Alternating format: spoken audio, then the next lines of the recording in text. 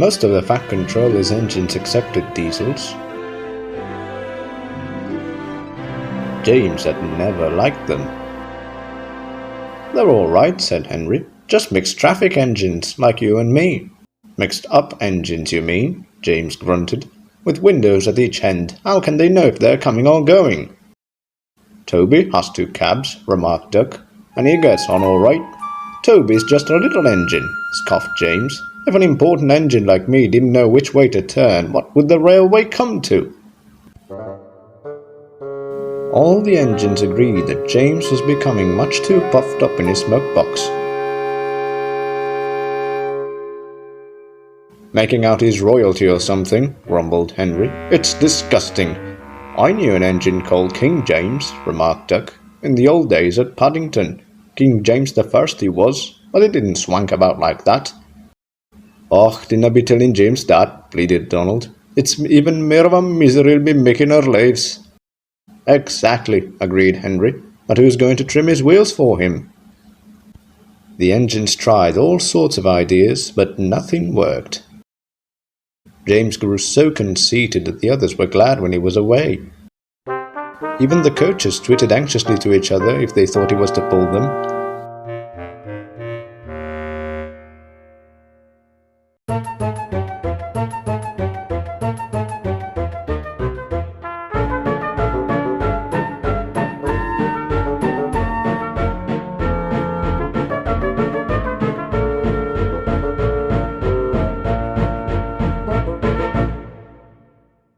One day James came to the shed, fuming with rage.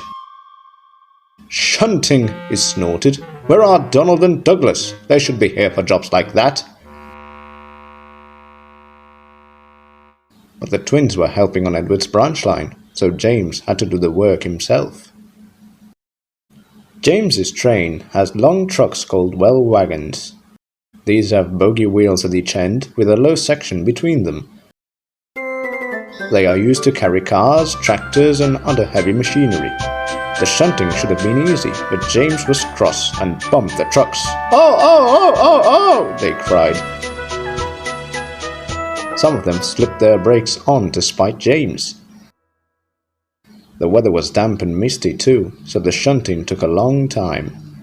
At last, James had only 2 trucks to fetch before his train was ready. Because of the mist, the signalman sometimes found it hard to see what was happening. James's driver told him that James would whistle when they had collected all the trucks and were clear of the points.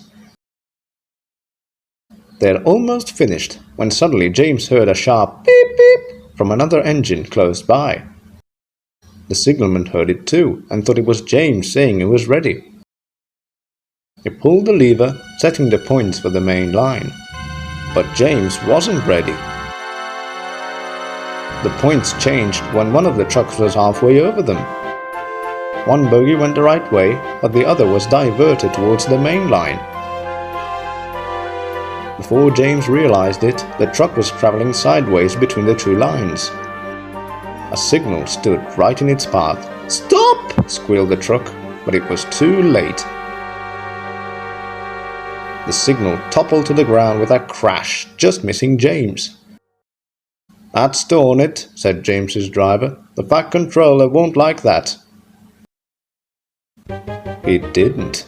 He spoke severely about it, because the signal was important and its loss was inconvenient. James knew that the accident was not his fault, but he was unusually quiet in the shed that evening. The others were relieved. "I suppose it must be difficult to know which way to go when you've got 2 cabs," whispered a voice. "But to go 2 ways at once with only 1 cab, that really is something." James pretended he hadn't heard.